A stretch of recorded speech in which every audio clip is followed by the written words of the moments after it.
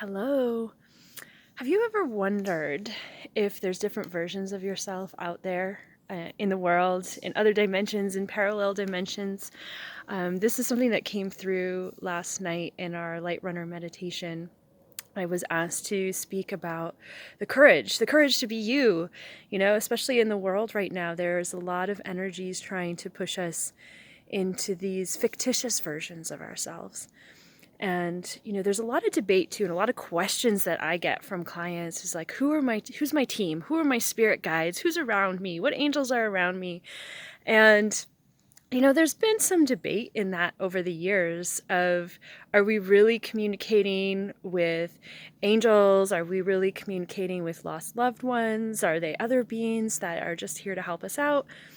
And part of the thing, like, this has been a big question of mine from the very beginning, is who are they really?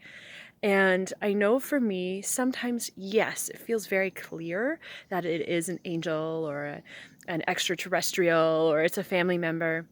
But a lot of times, I would say the majority of the time, it just feels like I'm speaking to the higher self of that individual.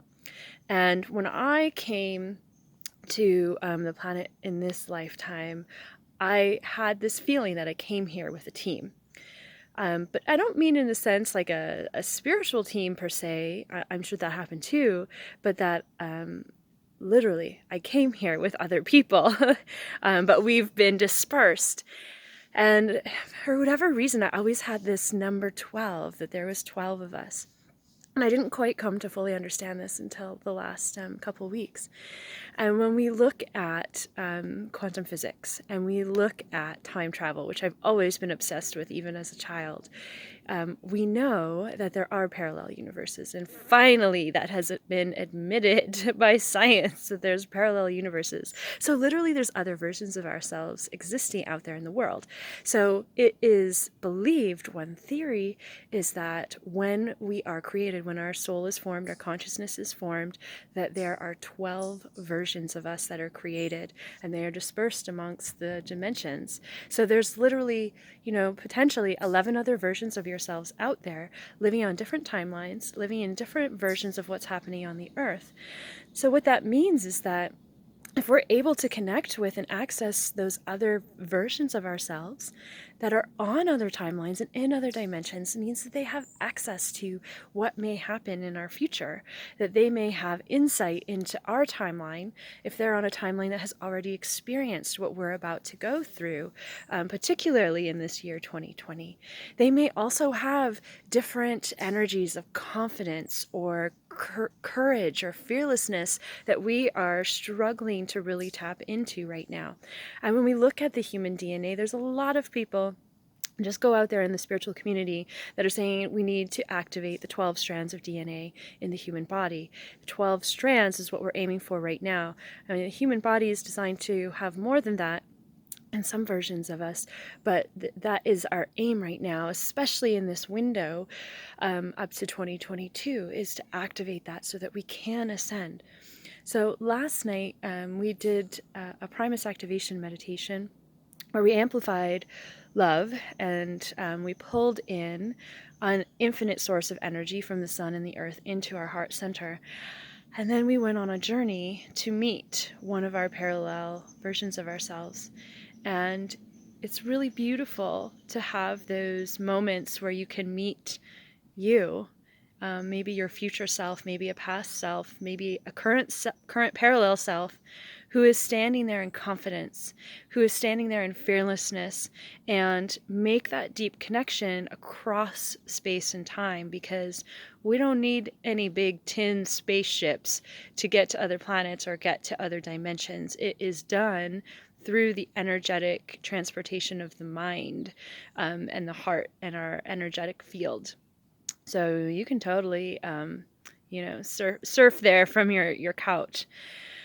Now, when we connect with these parallel versions, we begin to reconnect with who we really are. We start to pull all these fragmented aspects of our soul back together so that when we are faced with challenges, we come to it from a more powerful place of knowing, of like, I've been here before, I've experienced this before, I've learned from those mistakes that I've made, and now I'm pulling it into this timeline.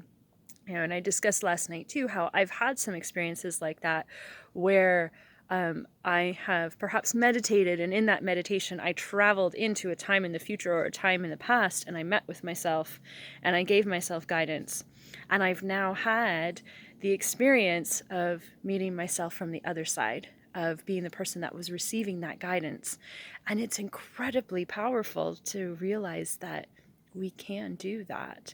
We can move through time and space, and we can, through our own healing, because we are self-healing beings, that we can actually repair our DNA. And as we do that, we access more of these gifts that we came here with, that are ours to use. And the more of those gifts that we have, the more powerful we are individually and collectively. And it also allows us to find this courage to just fully be in this space of joy and love, and not have to fall into the resonance of fear, because we don't need it. We don't need to go along with these movies, right? We're watching them happen. And just like watching a movie on TV, you can feel it in your body. You can feel that fear. But when you watch it on TV, you're always reminding yourself, this isn't real. This isn't real. I mean, the reality is some of them probably are. But it's that motion of saying this isn't real. So look out on your reality right now. Look at what is fearful and remind yourself that is not real. We have the power to change that. And if you can ask those other versions of yourself, put the call out there to the universe. I want to meet my team. I want to meet those 12 versions of me that I came to the planet with, and I want to meet them now so that we can fulfill the mission that we had when we came here. Okay, and you send that out with pride, and you send that out with confidence, and then you do the work. You know, get into a meditative practice, whatever that is, whether that's sitting and meditating, doing a guided meditation. For some people, simply cleaning. You know, for me, I have really great meditations and connections sometimes when I'm just mopping the floor or walking outside or cutting the grass. It doesn't have to be complicated. In fact, if it's complicated, it's probably a distraction, because it is the simple practices that are the most effective.